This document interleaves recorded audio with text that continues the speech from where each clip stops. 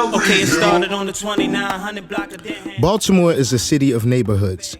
Each has its own history, architecture, traditions, and challenges. Cherry Hill is located in the southern part of Baltimore City.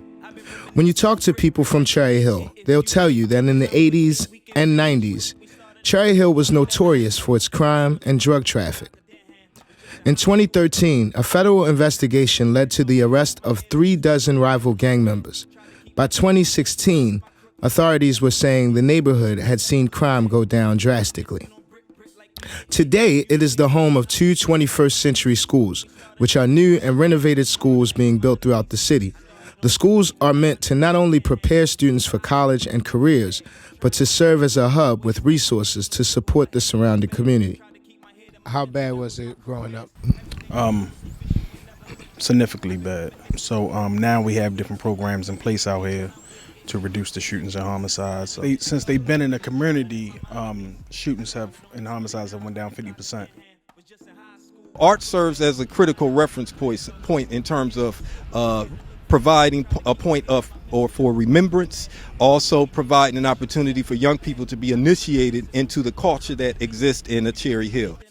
This year, Cherry Hill held its second annual Cherry Hill Arts and Music Waterfront Festival, a lineup of mostly Cherry Hill natives. The festival aimed to celebrate the beauty of this historic Baltimore neighborhood.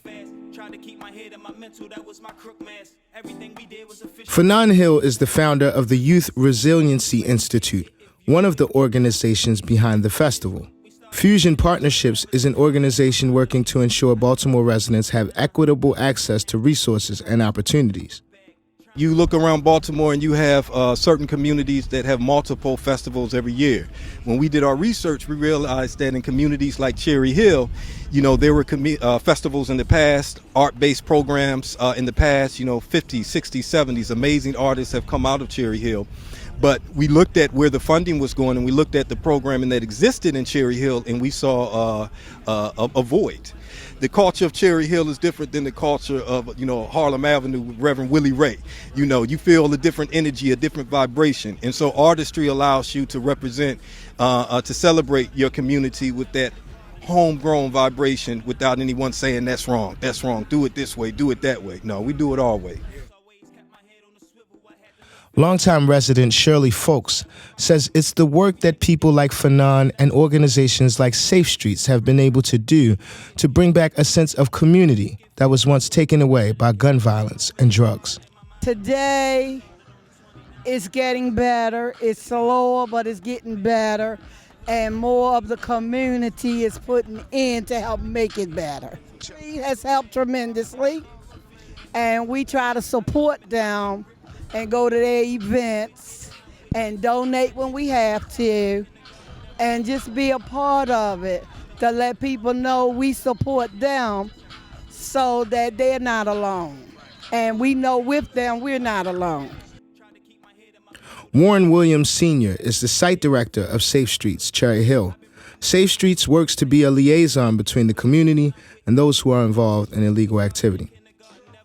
Okay, when I first came to Cherry Hill in 1969, the first thing I witnessed out my window was someone getting killed on Seagull Avenue. So that kind of I would say traumatized me, and that sat in my mind for a while. And over the years, we've seen how violence escalated. We also seen how we had territorial problems in the Cherry Hill area. But then, as we see today, since the Safe Street program been implemented, in Cherry Hill, we have a reduction in shooting and homicides down over 50%. Yeah, one thing I gotta say about Safe Street, you got a Safe Street program where you got credible messages. People that did that was on the wrong side of the law. All of a sudden, they part of the solution instead of the problem. What happens is when you take the Safe Street program, implement it in the community got to buy into the Safe Street program. When the community buys in, now they part of the Safe Street program in partnership. That's how we do it out here in Cherry Hill or at any Safe Street site. It's a collaboration of partnerships, merchants, schools, churches. Everybody got to be on board to make this work and to be effective. Cherry Hill has always been predominantly black. Originally developed as a place for African American veterans returning from World War II and the Korean War, it's one of the newer areas developed in Baltimore's history. The first group of houses were built in 1948. The Cherry Hill Housing Project is one of the most densely populated projects in the country, with 1,281 affordable housing units. Michael Battle is the founder of Restoring Inner City Hope, or RICH Project.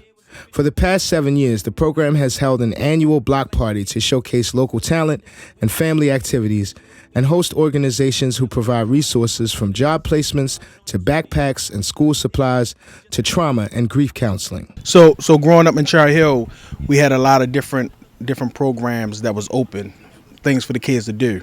So right now, as of right now, there's no rec centers out here. There's nothing, pretty much for the kids to do. We used to have marching bands, multi-purpose center, a lot of different things was open out here. Now it's pretty much nothing.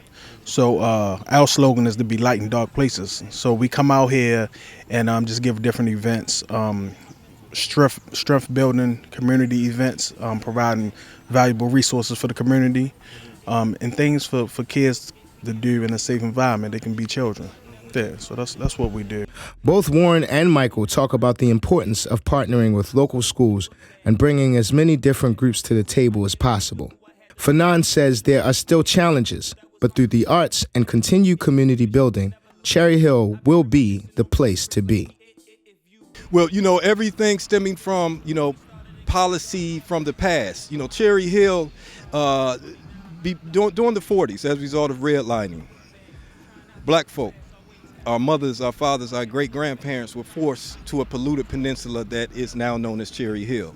And every institution that was built in Cherry Hill was built by black folk. The schools, the faith-based institutions, the businesses, so on and so forth. And so partnerships are very key. And so with Fusion Partnerships, us understanding that we wanted to be sure that a percentage of whatever grant dollars we got or get go back into the pot for community members, whether in Cherry Hill or other places in Baltimore City, to do important work that needs to be done. And so partnerships are absolutely critical. And, fiscal sponsorship vis-a-vis Fusion Partnership, Inc., we see that as a form of social justice. For the Real News Network, with Babatunde Ogunfolaju, I'm Easy Jackson. Started on the 2900 block of Denham. Was just in high school with a book bag. Trying not to hook class. Always kept my head on the swivel. I had to look fast. Tried to keep my head and my mental. That was my crook mask. Everything we did was official and never looked back. I've been reminiscing on brick.